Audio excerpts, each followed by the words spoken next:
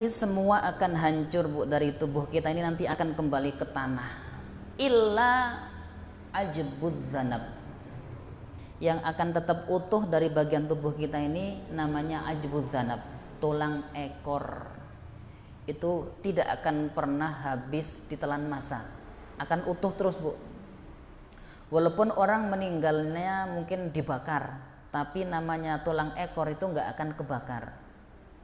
Di mana, Bu, letak tulang ekor?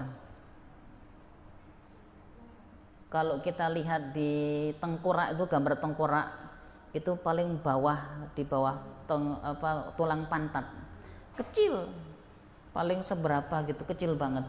Itu yang nggak akan pernah sirna, itu nggak akan dimakan ulat. Nah, kata baginda Nabi, dari tulang ekor yang kecil itulah nanti manusia kembali dirangkai, diinstal ulang. Jadi benihnya itu nanti itu, kepala hilang, tangan semuanya hilang, remek, tapi namanya tulang ekor akan terus utuh. Sehingga nanti hari kiamat dari tulang ekor itulah tahu-tahu disusun lagi, keluar tangan, keluar kepala. Ini Masya Allah, kekuasaan Allah itu nanti begitu. Nah, jadi mati pasti, tubuh kita akan dimakan oleh cacing tanah. Nabi mengatakan apa? Kullu syai'in minal insani yabla. Setiap anggota badan manusia ini, kita ini akan yabla, yaitu akan hancur. Pak Ustadz, tapi kok itu kemarin pas buat jalan Laladon ada yang nggak hancur tubuhnya? Berapa kuburan itu? Di Radar Bogor saya baca. Ibu pernah lihat langsung ke lokasi enggak? Yang di jalan itu dulu, Kampung Manggis bukan? Itu ada beberapa jenazah yang masih utuh. Mungkin bisa jadi Allah ingin menunjukkan karomah hamba-hambanya yang soleh, sehingga dijaga jasadnya walaupun sudah meninggal dunia. Tapi umumnya orang mati itu akan dimakan cacing tanah habis. Yang pasti para nabi itu jasadnya utuh, ya. Innallaha harrama 'alal ardi ayyakula ajdal anbiya. Allah mengharamkan bagi bumi ini untuk melumat jasad para nabi. Bahkan dalam hadis dikatakan nabi itu di alam kuburnya mereka ahya yusallun. Para nabi itu masih hidup dan mereka sholat di alam kuburnya. Sholatnya gimana? Wallahu a'lam, apakah ada sujud rukuknya atau tidak. Salah satu buktinya apa? Nabi ketika perjalanan Isra, beliau melewati kuburannya Nabi Musa. Aku melihat Musa sedang sholat di dalam kuburnya. Jadi kalau para nabi itu mereka secara fisik sudah meninggal, tapi mereka ahya inda rabbihim yurzaqun, tetap hidup di mana? Di alam kuburnya, dan mereka sholat di sana. Nah, tapi kalau umumnya kita jasadnya hancur, ya. Nah, semoga nanti jamaah An-Nur dimuliakan Allah, jasadnya tidak hancur, ya. Jadi memang pada umumnya, Bu, siksa kubur itu kan yang disiksa ruhnya pada dasarnya. Tapi kadang-kadang jasadnya pun kadang-kadang nyambung, bisa merasakan siksa maupun nikmat kubur, kadang-kadang begitu. Baik, sekarang 5 menit lagi ya. Qul innal awwalina wal akhirina lamajmu'una ila miqati yaumin ma'lum. Jadi tadi orang-orang ashabus shimal saat di dunia mereka mengatakan, apakah kami akan dibangkitkan setelah kita ini mati semuanya jadi debu? Langsung Allah jawab, Qul, katakan wahai Nabi. Langsung dibantah oleh Allah dengan ayat selanjutnya, Innal awwalina wal akhirin. Sesungguhnya orang-orang baik yang hidupnya di zaman dahulu maupun yang hidupnya di zaman-zaman akhir, lamajmu'una, semua nanti akan dikumpulkan Di mana? Ila miqati yaumin ma'lum, di waktu tertentu yang sudah ditentukan oleh Allah. Hari apa ini maksudnya? Hari kiamat. Di hari kiamat itu semua akan dikumpulkan. Dari manusia pertama, Bu, Nabi Adam alaihi salam, hingga nanti manusia terakhir akan dibangkitkan tanpa kecuali. Makanya nanti bumi itu wa akhrajatil ardu athqalaha. Salah satu penafsiran, dan bumi mengeluarkan beban-bebannya, maksudnya apa? Dan bumi mengeluarkan mayat-mayat yang ada di dalam perutnya. Semua yang pernah dikubur nanti dikeluarkan. Dari manusia pertama sampai manusia terakhir. Kira-kira jumlahnya berapa? Berapa, Bu, kira-kira jumlahnya?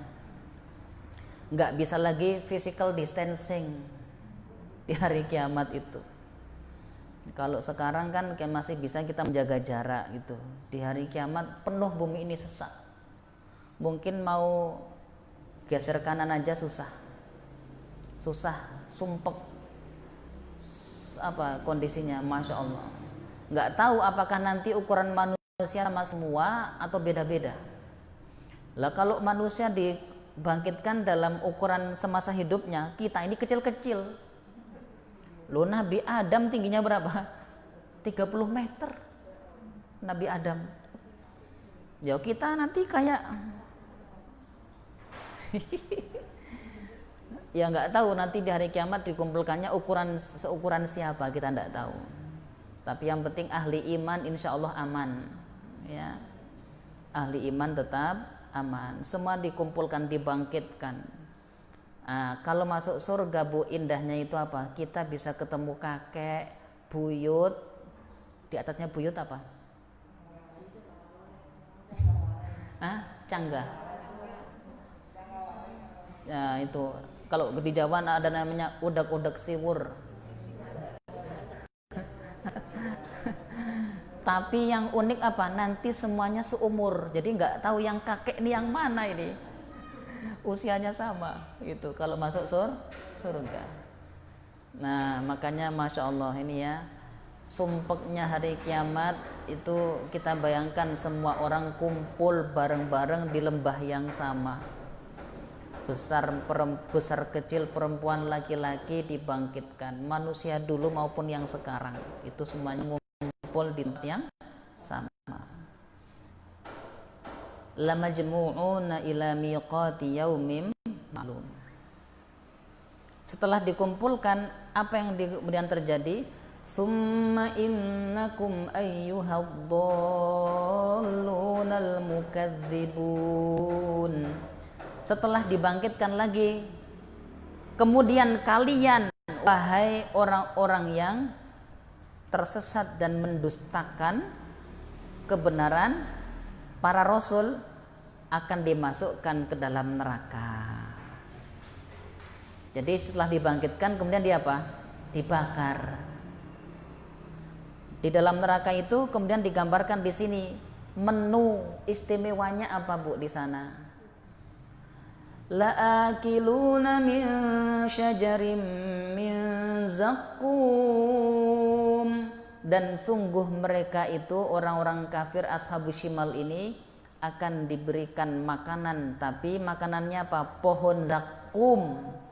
Apa pohon zakum? Dalam surat As-Saffat ayat 62 sampai 63, Bu, itu diterangkan pohon zakum itu kayak gimana. Innaha syajaratun takhruju asl jahim. Pohon zakum itu sebatang pohon yang keluar di dasar neraka. Tumbuhnya di dasar neraka, di lembah neraka. Ada pohonnya nanti di sana. Tal'uha ka'annahu ru'usus syayatin. Mayangnya, tahu mayang? Tolak itu apa ya? Mayang, tahu mayang?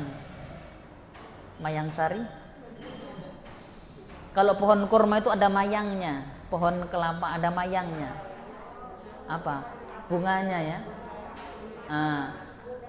Kalau kita lihat mayang biasanya indah apa enggak? Indah. Tapi pohon zakum dikatakan tuh mayangnya seperti kepala setan. Jadi kembangnya aja udah menakutkan. Mayangnya itu. Ka'annahu ru'usus syayatin. Tapi karena mereka itu lapar Bu di neraka, lapar di neraka itu, tetap mereka apa? Makan itu pohon. Famali'una minhal butun. Mereka makan itu pohon zakum sehingga perutnya penuh diisi dengan buah zakum tadi itu. Kalau mereka sudah makan buah zakum, apa yang terjadi? Buah zakum itu to'amul asim, makanannya para pendosa. Kalau sudah masuk ke sini, jadi apa dia dicerna? Al-muhli yaghli fil butun. Dia ini kayak kotoran minyak yang mendidih. Mendidih di dalam aspal gitu Bu, kira-kira. Aspal mendidih gimana sih? Di sini blukuduk di dalam perut. Ya. Kemudian kagholiyil hamim, mendidihnya ini air yang sangat panas di situ. Pernah belum minum aspal? Itu kalau diminum kira-kira apa yang terjadi Bu? Aspal buat jalan itu, nyoba ya, kok kayak kopi nih baunya, nyos, krotek, ususnya keluar. Tapi kan mati Bu kalau di sini minum aspal. Kalau di neraka minum aspal, ususku. Ini dia megang ususnya itu hidup. Ususku. Tapi walaupun begitu, makan lagi, terburai lagi. Di sakitnya terus-terusan nggak ada akhirnya. Masya Allah. Itu makanannya. Minumnya apa? Fasyaribuna alaihi minal hamim. Minumnya mereka minum hamim, air yang panasnya sudah paling panas, nggak ada lagi panas di atas itu. Fasyaribuna syurbal him. Minumnya itu kayak unta kehausan. Jadi him ya, syurbal him. Menurut Ibnu Abbas, him itu adalah penyakit unta yang menyebabkan unta itu rasanya haus terus, nggak pernah merasakan puas, minum terus sampai mati akhirnya. Gimana sih kalau orang minum nggak ada hentinya Bu? Mati apa enggak? Minum kolam sekolah mati nggak? Ada penyakit unta itu pengennya minum terus, nggak ada rasa habisnya, dahaganya itu ada terus gitu, tahu-tahu mati gitu. Itu syurbal him namanya. Orang di neraka itu nanti minumnya begitu, nggak habis-habis, terus minum, walaupun ini udah pada keluar nih ususnya, terburai pencernaannya, tetap minum terus. Sakit, gelegek, panas, sor, terus begitu. Nah inilah kondisi yang digambarkan Al-Quran, penderitaannya ashabus shimal. Kira-kira kita mau tidak menjadi golongan ini? Maunya golongan mana? Kalau saya mah as-sabiqun as-sabiqun. Minta sama Allah menjadi golongan apa? As-sabiqun as-sabiqun. Tapi kalaulah turun sedikit ya dapatnya ashabul yamin, sudah lumayan. Ya. Maka kalau minta surga kata Nabi, mintalah firdaus Bu. Jangan minta ya Allah surga, ya Allah emper pun tidak apa-apa. Kepleset dikit masuk neraka Bu. Kalau minta surga kata Nabi, mintalah yang lebih tinggi, yang paling tinggi apa? Surga firdaus. Kalaupun nanti merosot sedikit, ya lumayanlah surga bintang 5, kan sudah enak itu. Makanya idza sa'altallahal jannah fas'alil firdaus. Kalau kamu minta surga sama Allah, minta sekalian, nggak usah tanggung-tanggung bang, orang minta kok. Orang minta itu sekaligus yang banyak. Kalau sama manusia lah kita mintanya malu-malu, tapi kalau sama Allah sekaligus. Allahumma inna nas'alukal firdausal a'la minal jannah. Hafal tidak doanya ini? Allahumma inna, kalau banyak kan inna nas'aluka, kalau sendiri inni as'aluka al firdausal a'la minal jannah. Nah, Allahumma inna nas'aluka al firdausal a'la